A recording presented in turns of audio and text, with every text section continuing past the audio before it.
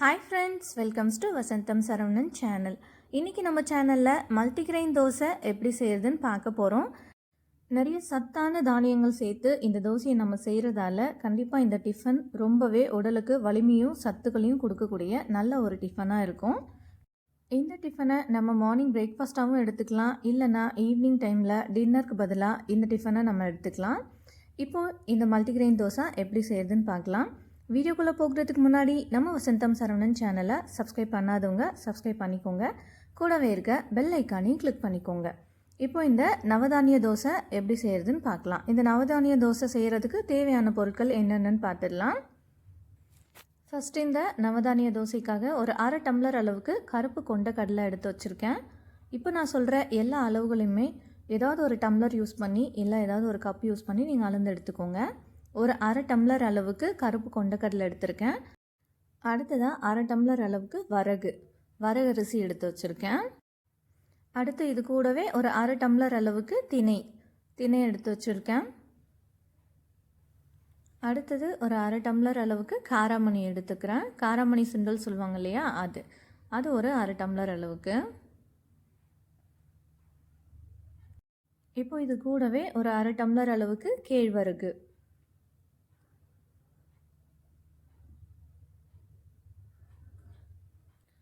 அடுத்து ஒரு 1/2 டம்ளர் அளவுக்கு ராஜ்மா எடுத்து வச்சுருக்கேன். இப்போ இது கூடவே ஒரு 1/2 டம்ளர் அளவுக்கு மக்காச்சோளம், காஞ்ச சோளம்னு சொல்லுவாங்க இல்லையா, அந்த மக்காச்சோளம் வந்து ஒரு 1/2 டம்ளர் அளவுக்கு எடுத்திருக்கேன். அடுத்து 1/2 டம்ளர் அளவுக்கு கடலைப்பருப்பு. இப்போ இந்த கடலைப்பருப்பும் இது கூட சேர்த்துக்கலாம்.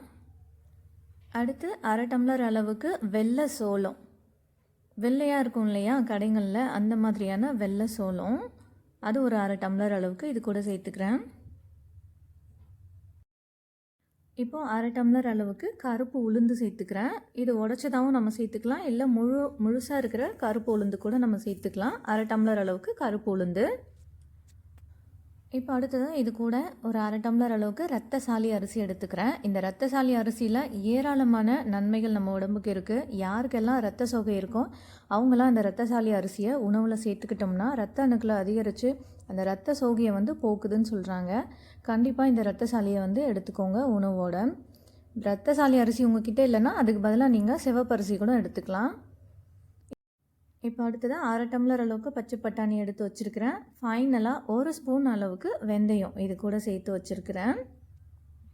இப்போ இது எல்லாத்தையும் நம்ம ஒரு பாத்திரத்துக்கு மாற்றிட்டு இதை நல்லா வாஷ் பண்ணி எடுத்துக்கணும். ஒரு 4-5 டைம் நல்லாவே வாஷ் பண்ணி எடுத்துக்கணும்.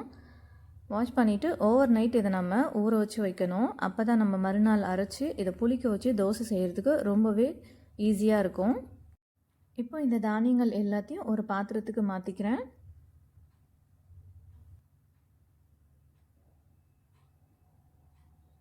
இப்போ இதில் தண்ணி ஊற்றி ஒரு 4-5 டைமுக்கு இதை நல்லா நம்ம வாஷ் பண்ணி எடுத்துக்கணும். ஏன்னா இந்த தானியங்களில் ரொம்பவே அழுக்கு இருக்க மாதிரி இருக்கும். தண்ணி வந்து நல்லா கிளியர் ஆகிற வரைக்கும் நம்ம நிறைய தண்ணி ஊற்றி இதை ஒரு 4-5 டைமுக்கு நல்லா அலசி எடுத்துக்கணும். பாருங்கள், இந்த அளவுக்கு தண்ணி நல்லா கிளியராக தெரியணும். அந்த அளவுக்கு நம்ம இந்த தானியத்தை தண்ணி ஊற்றி நல்லா அலசி எடுத்துக்கணும். இப்போ இதை அப்படியே ஓவர் நைட் ஊற வச்சிடலாம். மறுநாள் இதை ஓப்பன் பண்ணி பார்க்குறப்ப நல்லா ஊறி வந்திருக்கு பாருங்கள் நம்ம சேர்த்துருக்க தானியங்கள் எல்லாம். பாருங்கள், ஓவர் நைட் இது நல்லா ஊறி இருக்கணும். அப்போ தான் நம்ம அரைக்கும் போது நமக்கு ஈஸியாக அரைப்பட்டு வரும். அப்படி இல்லைனா டே டைமில் நீங்கள் ஊற வைக்கிறீங்கன்னா ஒரு 6 மணி நேரம் வந்து கண்டிப்பாக ஊற வைங்க. இப்போ இதை ஒரு மிக்ஸி ஜாருக்கு மாற்றிட்டு நம்ம இதை தோசை மாவு பதத்திற்கு நல்லா அரைச்சி எடுத்துக்கலாம். இதில் நம்ம தோசை மட்டும்தான் செய்யணும் அப்படின்லாம் கிடையாது. நம்ம இட்லி கூட நமக்கு வேணும்னா தாராளமாக செஞ்சுக்கலாம். இப்போ இதை ஒரு மிக்ஸி ஜாருக்கு மாற்றிக்கிறேன். நம்ம ஊற வச்சுருந்தோம் இல்லையா, அந்த தண்ணியை நம்ம சேர்த்து அரைச்சோம்னா சீக்கிரத்தில் புளிச்சு வந்துடும் இந்த மாவு. அதனால் இப்போ அந்த தண்ணியை யூஸ் பண்ணாமல் நம்ம புதுசாக தண்ணி சேர்த்து இதை நல்லா அரைச்சி எடுத்துக்கணும். அதுக்கு முன்னாடி இப்போ இந்த தானியத்தோட கொஞ்சமாக ஒரு ஸ்பூன் அளவுக்கு ஜீரகம் சேர்த்துக்கிறேன். இப்போ அடுத்ததாக இது கூடவே ஒரு ஸ்பூன் அளவுக்கு மிளகு சேர்த்துக்கிறேன். நான் மொத்தமாக ஊற வச்சுருக்கிற எல்லா தானியத்துக்கும் சேர்த்து இதோடவே நான் ஒரு டைம்லேயே இந்த மிக்ஸி ஜார்லேயே சேர்த்துக்கிறேன். நீங்கள் சேர்க்கும் போது எந்த அளவுக்கு தானியத்தை ஊற வச்சுருக்கீங்களோ அதுக்கேற்றாப்புல இந்த மிளகு சீரகத்தை வந்து சேர்த்துக்கோங்க. நாம் இதை வெறும் தானியங்கள் மட்டுமே வச்சு தோசை மாவு அரைச்சி தோசை செய்ய போகிறோம். அதனால் நம்ம இதில் இந்த மாதிரி சீரகம், மிளகு, அதுக்கப்புறமா பெருங்காயத்தூள் இதெல்லாம் சேர்த்து அரைச்சிக்கிட்டு தோசை செஞ்சு சாப்பிட்றது உடம்புக்கு ரொம்பவே நல்லது. ஏன்னா சம்டைம்ஸ் நமக்கு வயிறு உப்பசமாக இருக்க மாதிரி ஃபீல் ஆகும். அதனால் நம்ம இந்த மாதிரி மிளகு, சீரகம், பெருங்காயத்தூள் இதெல்லாம் சேர்த்து செஞ்சுக்கிட்டோம்னா இந்த ப்ராப்ளத்தை வந்து அவாய்ட் பண்ணணும். கேஸ்ட்ரிக் ப்ராப்ளம் மாதிரி வராமல் இருக்கும். இப்போ பாருங்கள், இந்த அளவுக்கு மாவு நல்லா அரைச்சி எடுத்துக்கிட்டாச்சு. எல்லா தானியத்தையுமே அரைச்சி எடுத்துக்கிட்டாச்சு. இதை அப்படியே வந்து ஓவர் நைட் வச்சுருந்து புளிக்க வச்சிடணும். இது அதிகபட்சம் ஒரு 6 மணி நேரத்தில் புளிச்சிடும். வெயில் காலமாக இருந்தால் 6 மணி நேரம், அப்படி இல்லை குளிர்காலமாக இருந்தால் ஒரு 8 மணி நேரமாவது ஆகும் இது புளிக்கிறதுக்கு. இது அப்படியே ஓவர் நைட் இருக்கட்டும், மறுநாள் நம்ம எடுத்து பார்க்கலாம். இப்போ மாவு நல்லா புளிச்சு வந்திருக்குங்க. இதை நல்லா கலந்து விட்டுட்டு அதுக்கப்புறமா மாவு கொஞ்சம் கெட்டியாக இருக்குது, அதனால் நம்ம இன்னொரு பாத்திரத்துக்கு மாற்றிட்டு கொஞ்சமாக தண்ணி சேர்த்து தோசை மாவு பதத்துக்கு இதை கலந்து எடுத்துக்கலாம். இப்போ இதோட கொஞ்சமாக தண்ணி சேர்த்து தோசை மாவு பதத்துக்கு இதை நம்ம கலந்து வச்சுக்கலாம். தோசையுமே இந்த மாவில் நல்லா வரும், அழகாக கல்லில் ஒட்டாமல். இட்லி செஞ்சாலுமே நல்லா புசு புசுன்னு சூப்பராக கிடைக்கும். அடுத்ததான் நம்ம இதை தோசை ஊற்றி எடுத்துக்கலாம். அதுக்காக ஸ்டவ் ஆன் பண்ணிவிட்டு ஒரு தோசைக்கல்லை நல்லா ஹீட் பண்ணி வச்சுருக்கிறேன். இப்போ அதில் கொஞ்சமாக எண்ணெய் ஊற்றிட்டு தோசை செய்கிறதுக்கு நல்லா ப்ரிப்பேர் பண்ணி வச்சுக்கலாம். ஸ்டவ்வை மீடியம் ஃப்ளேமில் வச்சுட்டு தோசைக்கல் நல்லா சூடான பிறகு நம்ம இந்த தோசையை ஊற்றி எடுத்துக்கலாம். எந்த அளவுக்கு மெல்லிசாக ஊற்றி எடுத்துக்க முடியுமோ அந்த அளவுக்கு நம்ம இதை ஊற்றிக்கலாம்.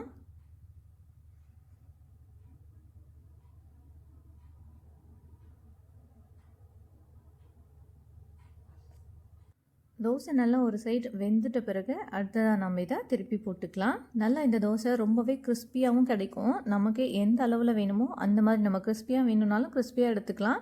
அப்படி இல்லைன்னா கொஞ்சம் திக்காக அடை தோசைலாம் நம்ம செய்வோம் இல்லையா, அந்த மாதிரி அடையாக வேணும்னாலும் நம்ம செஞ்சு எடுத்துக்கலாம்.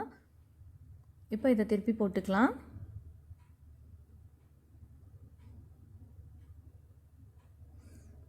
இப்போ அவ்வளோதான், நம்மளோட நவதானிய தோசை ரெடி ஆகிடுச்சு. இதை நம்ம ஒரு பிளேட்டுக்கு மாற்றிக்கலாம். ரொம்பவே சுவையாக இருக்கும் இந்த தோசை, கண்டிப்பாக ட்ரை பண்ணி பாருங்கள். நல்ல மொறுமொறுன்னும் கிடைக்கும். நம்ம நல்ல மெல்லிசாக ஊற்றும் போது நல்ல மொறுமொறுப்பாகவும் இருக்கும். இல்லை அடையாகவும் நம்ம வெங்காயம் கட் பண்ணி போட்டு அடையாக கூட நம்ம செஞ்சுக்கலாம். அடுத்ததாக இதுக்கு ஒரு பர்ஃபெக்டான சட்னி ரெடி பண்ணிக்கலாம். இந்த அடை தோசைக்கு தேங்காய் பொட்டுக்கடலை சட்னியே ரொம்பவே சூப்பராக இருக்கும். அதுக்காக ஸ்டவ் ஆன் பண்ணிவிட்டு ஒரு குட்டி வானலியை ஹீட் பண்ணி வச்சுருக்கேன். அதில் ஒரு 1/2 ஸ்பூன் அளவுக்கு எண்ணெய் சேர்த்துக்கிறேன். இப்போ இந்த சட்னிக்காக கொஞ்சம் தேங்காய், ஒரு 4-5 பல் பூண்டு, 4 பச்சை மிளகாய், ஒரு துண்டு இஞ்சி எடுத்திருக்கேன். இப்போ எண்ணெய் நல்லா காஞ்ச பிறகு இந்த இஞ்சியை குட்டி குட்டியாக கட் பண்ணி அது கூட சேர்த்துக்கிறேன். அது கூடவே பூண்டு சேர்த்துக்கிறேன். இப்போ அடுத்ததாக பச்சை மிளகாயும் இது கூடவே சேர்த்துக்கிறேன். இப்போ இந்த இஞ்சி, பூண்டு, பச்சை மிளகாய் இது எல்லாத்தையும் நம்ம கொஞ்சமாக வதக்கிட்டு நம்ம சட்னி அரைச்சிக்கிறது நல்லது. காரத்துக்கு தேவையான அளவுக்கு நீங்கள் பச்சை மிளகாய் சேர்த்துக்கோங்க. கொஞ்சம் காரம் வந்து இதுக்கு தூக்கலாக இருந்ததுன்னா இந்த அடை தோசைக்கு ரொம்பவே சுவையாக இருக்கும். இப்போ இதெல்லாம் நல்லா வதங்கிடுச்சு. இதை ஒரு மிக்ஸி ஜாருக்கு மாற்றிட்டு நம்ம தேங்காயும் சேர்த்து அது கூட பொட்டுக்கடலையும் சேர்த்து இதை நம்ம அரைச்சி எடுத்து வந்துக்கலாம். இப்போ இது எல்லாத்தையும் ஒரு மிக்ஸி ஜாருக்கு மாற்றிக்கிறேன். கூடவே கொஞ்சமாக தேங்காய் சேர்த்துக்கிறேன். அது கூடவே கொஞ்சமாக பொட்டுக்கடலையும் சேர்த்துக்கிறேன். சேர்த்துட்டு இதனால நம்ம அரைச்சி எடுத்து வந்துக்கலாம். இப்போ இந்த சட்னி அரைச்சாச்சு. இதுக்கு ஒரு நல்ல ஒரு தாளிப்பு ரெடி பண்ணிக்கலாம். இந்த தாளிப்புக்காக நம்ம இஞ்சி பூண்டுலாம் வதக்கணும் இல்லையா, அதே வானலியை சூடு பண்ணி அதில் கொஞ்சமாக எண்ணெய் சேர்த்து வச்சுருக்கேன். இப்போ இந்த எண்ணெய் நல்லா காஞ்ச பிறகு இதில் ஒரு 1/2 ஸ்பூன் அளவுக்கு கடுகு சேர்த்துக்கலாம். கடுகு சேர்த்து கடுகு நல்லா பொரிஞ்சிட்ட பிறகு இது கூடவே ஒரு 1/2 ஸ்பூன் அளவுக்கு ஜீரகம் சேர்த்துக்கலாம். இப்போ ஸ்டவ் ஆஃப் பண்ணிவிட்டு இதில் ஒரு கொத்து அளவுக்கு கருவேப்பிலை சேர்த்துக்கிறேன். இப்போ கருவேப்பிலை சேர்த்துட்டு அடுத்ததாக கொஞ்சமாக பெருங்காயத்தூள் சேர்த்துக்கிறேன். பெருங்காயத்தூள் சேர்த்துட்டு நம்ம உடனே இந்த தாளிப்பை சட்னி கூட சேர்த்துடணும்.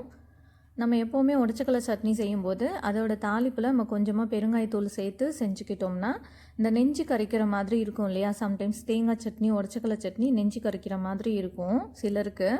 அவங்கெல்லாம் இந்த மாதிரி பெருங்காயத்தூள் சேர்த்து இந்த தாளிப்பு ரெடி பண்ணி சேர்த்துக்கிட்டோம்னா அந்த மாதிரியான பிரச்சனை வந்து இருக்காது. இது என்னோடய ஃப்ரெண்ட் வந்து எனக்கு சொல்லி கொடுத்தாங்க. அவ்வளோதான், தேங்காய் சட்னி ரெடி ஆகிடுச்சு. நல்ல ஒரு நவதானிய அடை தோசை, அது கூடவே நல்ல காரசாரமான தேங்காய் சட்னி, இதோட காம்பினேஷன் செம்மையாக இருக்குங்க. நல்லா அல்டிமேட்டாக இருக்கும். நம்ம இதில் சேர்த்துருக்க ஒவ்வொரு தானியத்துக்கும் ஒவ்வொரு சத்துக்கள் இருக்குங்க. நிறைய சத்துக்கள் இந்த நவதானிய தோசையில் இருக்கிறதால நம்ம இதை வாரத்துக்கு ஒரு முறையாவது இந்த மாதிரி நவதானிய தோசையோ இல்லாட்டி நவதானிய இட்லியோ நம்ம செஞ்சு சாப்பிட்டுக்கலாம். குழந்தைங்களுக்கும் ரொம்பவே ஹெல்தியானதும் கூட. எப்பவும் போல் அரிசி மாவில் இட்லி தோசை செஞ்சு போர் அடிக்காமல் இந்த மாதிரி கொஞ்சம் ஹெல்த்தியாக டிஃபனும் நம்மளோட உணவில் நம்ம சேர்த்துக்கிறது ரொம்பவே நல்லது. ஓகே ஃப்ரெண்ட்ஸ், கண்டிப்பாக இந்த நவதானிய தோசையை உங்கள் வீட்டில் செஞ்சு பாருங்கள். செஞ்சு பார்த்துட்டு இதோட டேஸ்ட்டு எப்படி இருந்ததுன்னு கமெண்ட் பண்ணுங்கள். இந்த ரெசிபி உங்களுக்கு ரொம்ப பிடிச்சிருந்தா இந்த வீடியோவை உங்களோட ஃபேமிலி அண்ட் ஃப்ரெண்ட்ஸ்க்கு ஷேர் பண்ணுங்கள், லைக் பண்ணுங்கள், கமெண்ட் பண்ணுங்கள். தேங்க்ஸ் ஃபார் வாட்சிங்.